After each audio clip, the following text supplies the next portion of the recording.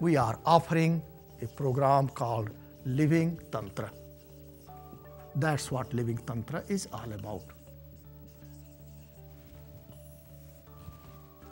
This Tantra is different from more than what we normally hear about Tantra.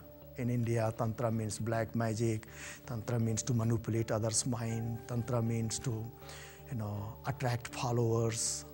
Tantra means to, conduct some kind of prayers, group meditation and prayer and rituals to help one politician defeat other politician. That's Tantra in India. Somehow, under some unique circumstance, Tantra came to be known in the West as yoga of sex. None of those things are our Tantra here. Tantra here means, again, this word has been floating during our presentation. Tantra means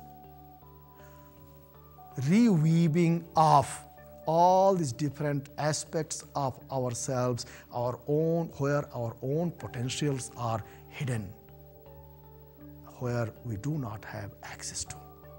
The word Tantra means weaving. That's what it is.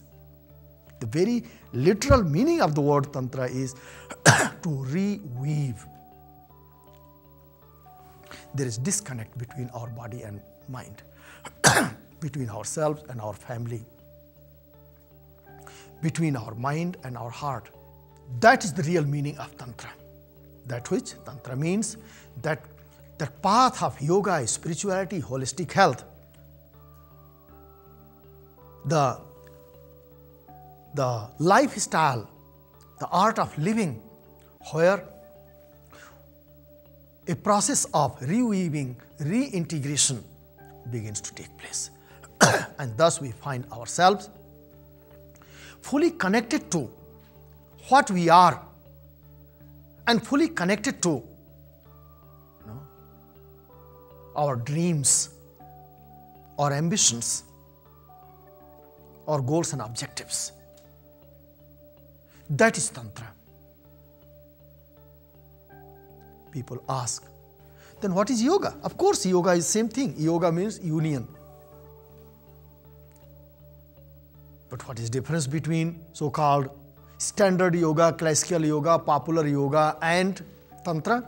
Well, somebody asked me just yesterday, I have a question, what is, how Tantra differs from yoga? I said, well, do you do headstand? If you stand on your head, it's called yoga. It connects your head with the ground. Yoga, union. But if you add visualization into your headstand,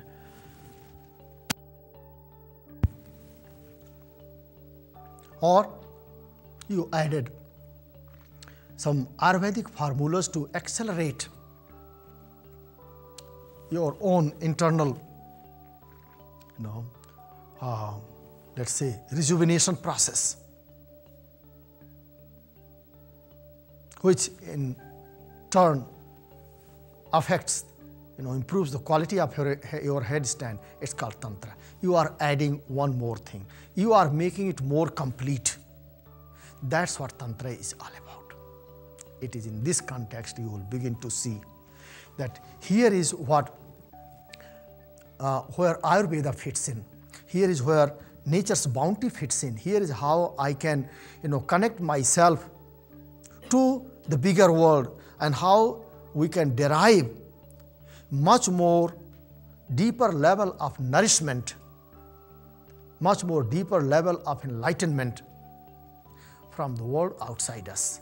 Here is how we can, by practicing either Tantra, the meditative techniques of Tantra, or much more ritualistic techniques of Tantra, here is how I can bring out that what is inside me, and I can share with others, or I can share with the much bigger world out there. That's what Tantra It goes on and on. It's much, very several layers. So this is what I will say. By your share here, in this process, you will come to know that here is why, if you contributed to a farmer, a village person, monetarily or non-monetarily, something that becomes part of your own spiritual journey. You will come to know. In this vast philosophy of Tantra, in vast practice of Tantra, you will come to know that whether there is a way of really conceiving a much better and more profound, more enlightened, more illumined heaven somewhere, either here or somewhere. Is there any way of creating heaven and securing it for yourself, where not only you live in that heaven, but rather your all loved ones have plenty of room to come and join you? Today, in every religion we find heaven which is very individualistic heaven. No one says that there is a heaven where you can go and be with your entire friends and families. Your personal problems, your personal sin, your personal virtue, your personal solution, your personal heaven, your personal hell. That's what we are used to. But is there any heaven?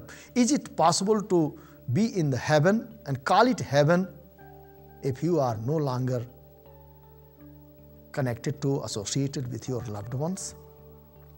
And if you do not have ability and capacity to transform the hateful ones into loved ones? Isn't that your hell is very weak and feeble? Where still all these, same very stuff continues to hang around you, lingers with you, their ability to transform your own hatred into pure love and understanding, ability to transform others, ability to embrace those who, according to all known standards, are people to be discarded. But no, you figured it out. How to, in part by transforming your attitude and worldview, and in part by transforming the other person, unwanted fellow, and in part by transforming the environment where two of you are going to live. You created a situation where you are no longer a threat to anyone. No one is source of threat to you. That is called real transformation. And that is what Institute is trying to do. And starting from next year, I am making my own commitment. I am buying my own share as a teacher, to make myself available to teach.